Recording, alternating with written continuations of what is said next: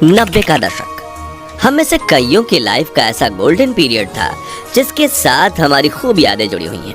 ये वो दौर था जब पैसा कम, खुशियां ज्यादा हुआ करती थी, साधन कम लेकिन समाधान ज्यादा हुआ करते थे, रिश्तों में खटास कम, मिठास ज्यादा हुआ करती थी, पैरों में भले चप्पल नहीं थे लेकिन चेहरे पर मुस्कुराहट ज्यादा हुआ करती थी, घर में भले ही पिता की एक पुरानी साइकिल हो लेकिन बच्चों के दिल में उसे चलाने की चाहत ज्यादा हुआ करती थी।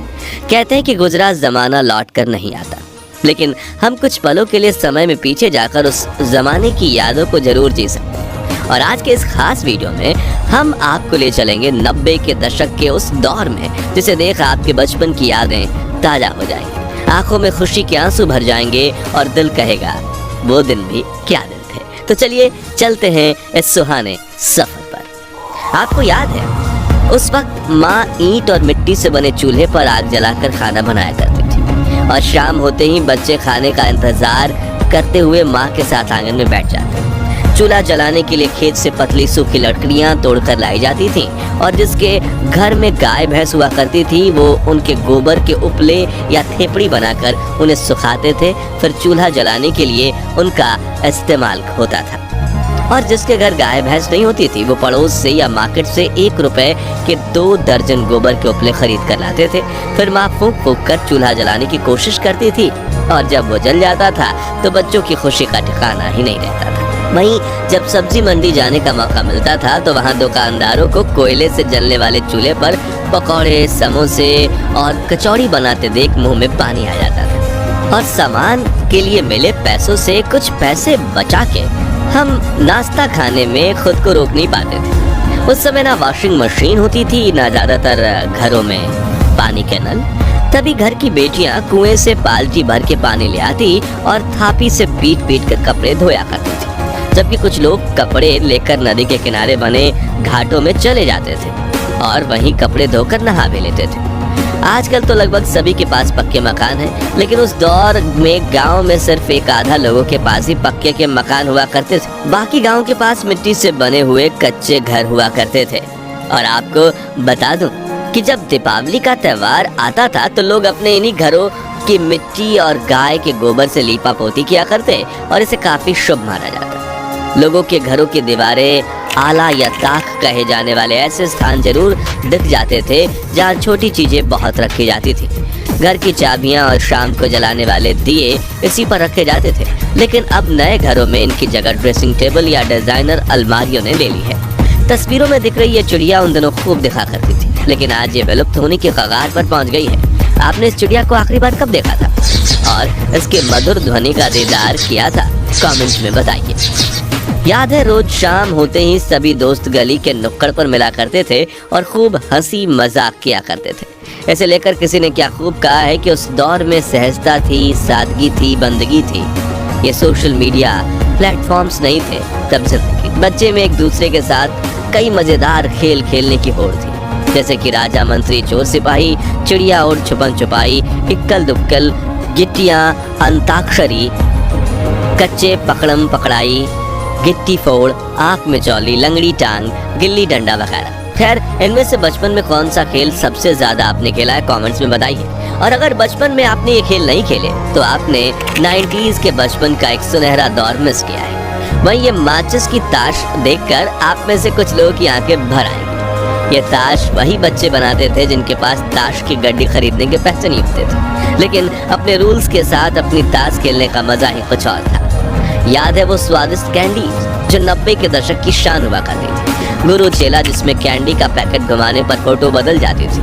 पान पसंद, मैंगो बाइट, चटपटी कैंडीज, एकलिया, किस्मी, इमली की गोली, खाने वाली सिगरेट, जेम्स, आम पापड़, कप में मिलने वाली स्वादिष्ट जेली और मिल्की बार। ये कुछ ऐसी कैंडीज थी जो पूरे भारत में जोरों शोरों से बिका करती थी। खैर इनमें से आपकी पसंदीदा कौन सी थी? कमेंट्स में बताइए। ये वो गलियां हैं जहां हम क्रिकेट खेलते वक्त जीवन की सभी समस्याएं भूल जाते थे। बच्चे बारिश के पानी में छपाक छपाक करके दौड़ते थे और अगर एक पुराना टायर मिल जाए तो छोटी सी लकड़ी की मदद से टायर को धकेलते हुए रेस लगाने का मजा ही अलग था। ये वही मोहल्ले हैं जिनके साथ हमारी सैकड़ों यादें जुड़ी हुई हैं। ये वही पेड़ हैं जहां देश के लाखों बच्चों को प्राथमिक शिक्षा मिली है और जिन बच्चों को स्कूल जाने का सौभाग्य प्राप्त होता था वो महंगी बेंच नहीं बल्कि ऐसी लकड़ी की चारपाई पर बैठकर पढ़ते थे। जब पहली बार बंगाल में इंग्लिश स्पीकिंग क्लास खोली थी तब ऐसे दीवारों पर एडवर्टाइजमेंट दी गई थी, लेकिन आजकल तो अंग्रेजी के सामने हिंदी भी फीकी पड़ने लगी है। अब नजर नहीं आते ये डाकियां जिनकी साइकिल की घंटी सुनते ही घर में खुशियों की लहर दौड़ उठती थी। पोस्ट ऑफिस तो आज भी है लेकिन खत लिखने वाला कोई नहीं। याद है गांव से शहर गए लोग जब परिवार को एसटीडी पीसीओ पर फोन किया करते थे तो पूरे गांव में खुशहाली फैल जाती थी। प्रेमी प्रेमिका तय किए गए समय पर एसटीडी बूथ के पास बैठकर एक दूसरे को फोन लगाने की राह देखते थे और सिक्के खत ना इसलिए बात करने से ज्यादा ध्यान सेकंड्स पर होता था, लेकिन यार मजा बहुत आता था। ये वो दौर था जब कांच की बोतल में तेल और रस्सी डालकर घंटों तक जलने वाली चिमनी बनाई जाती थी और रात को लाइट जाने पर इसे जलाकर घर वालों के साथ खाना खाया जाता था। याद है उस वक्त हमारी दादी नानी सिलबट्टे और मूसल में ताजी सब्जियों को पीसकर स्वादिष्ट चटनी बनाया करती थी। आटा पीसने के लिए घर पर ही 2 पत्थर वाली घटी यानी चक्की का इस्तेमाल किया जाता था। कुछ के घरों में मिट्टी के बर्तनों में खाना बनाया जाता था और खाने की हर बाइट में आने वाली मिट्टी की खुशबू मन को प्रफुल्लित कर देती थी। बर्तन भी स्टील के नहीं थे बल्कि लोहे, तांबे, पित्तल और कांसे के हुआ करते थे और डाइनिंग टेबल की जगह जमीन पर बैठकर हाथ से खाने का मजा ही कुछ और था। चलिए अब हमारे प्यारे राजस्थान में चलते हैं और 90 के दौर की कुछ ऐसी यादों को ताज़ा करते हैं जिनके बारे में शायद आजकल के बच्चे को पता तक नहीं होगा।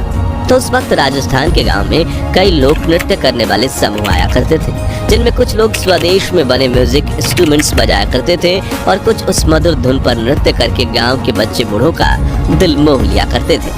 गांव शहरों में कठपुतली का खेल भी होता था जिसमें कलाकार लकड़ी से बने गुड्डे गुड़िया नचाकर खूबसूरत कला का प्रदर्शन करते थे, लेकिन समय के साथ ये कला ठंडे बस्ते में चली गई। मोबाइल फोन और वीडियो गेम्स के जमाने में बच्चे असल मनोरंजन भी भूल गए और जिन कलाकारों को कठपुतली का खेल देखने में दर्जनों लोगों की भीड़ जमा होती थी उनकी आज कुछ दर्शकों के लिए भी आंखें तरस गई। याद है उस वक्त ट्रांसपोर्ट के लिए ज्यादा वाहन नहीं हुआ करते थे, इसलिए कई लोग बैलगाड़ी और ऊंट गाड़ी से सामान को यहाँ से वहाँ पहुँचाने का काम करते थे और रोजी रोटी देने वाले जानवर की देखभाल अपने बच्चों की तरह करते थे। 90 के दशक के गोल्डन टाइम की बात करें तो ट्रेन का जिक्र ना हो ऐसा तो हो ही नहीं सकता। उस वक्त सिर्फ कुछ लोग जहाज में सफर कर सकते थे, इसलिए देश की 99.99% जनता के लिए दूर सफर करने के लिए ट्रेन सबसे पसंदीदा साधन हुआ करती थी।